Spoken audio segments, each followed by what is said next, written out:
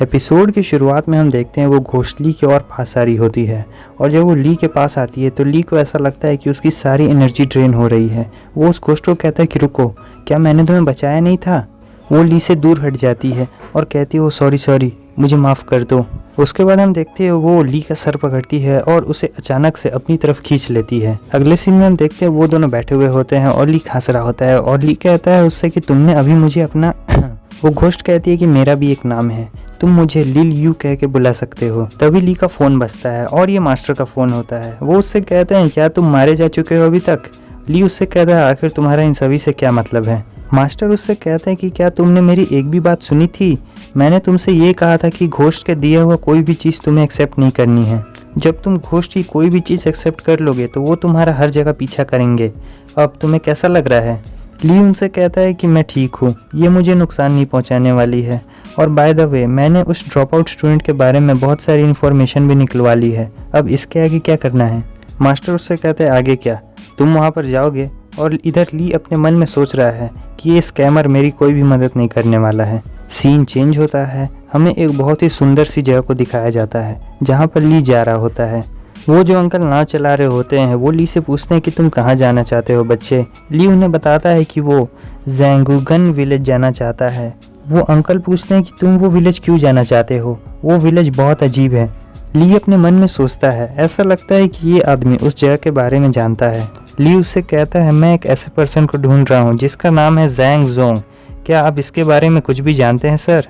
Uncle काफ़ी घबरा जाते हैं और ली से कहते हैं कि किड तुम्हें उस जगह को अवॉइड करना चाहिए।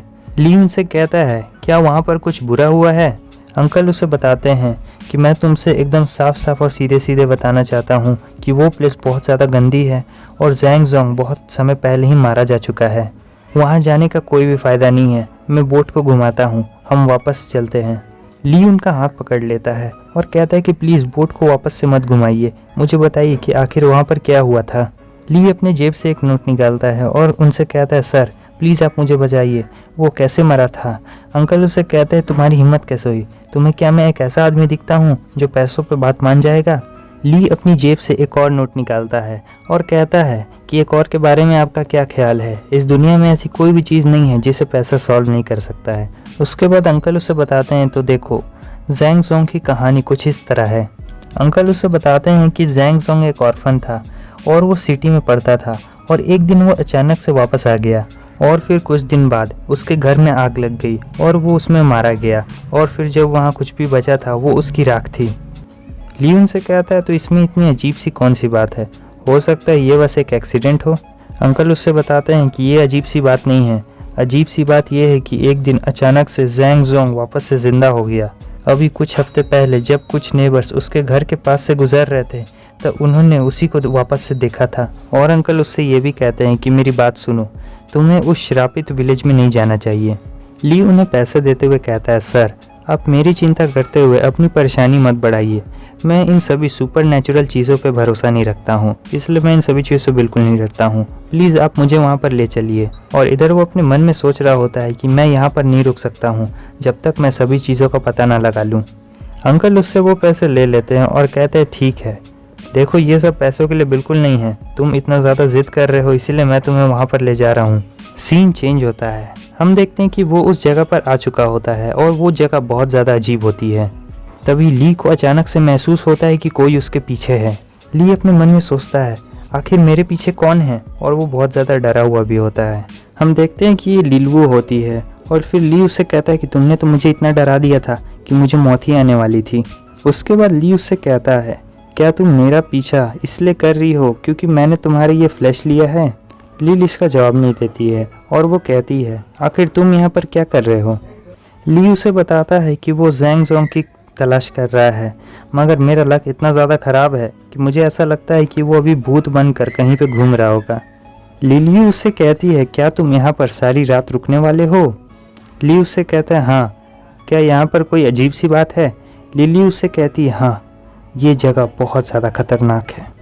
उसके बाद ली लिली से पूछता है कि अगर कुछ गलत हुआ तो क्या तुम मेरी मदद करोगी।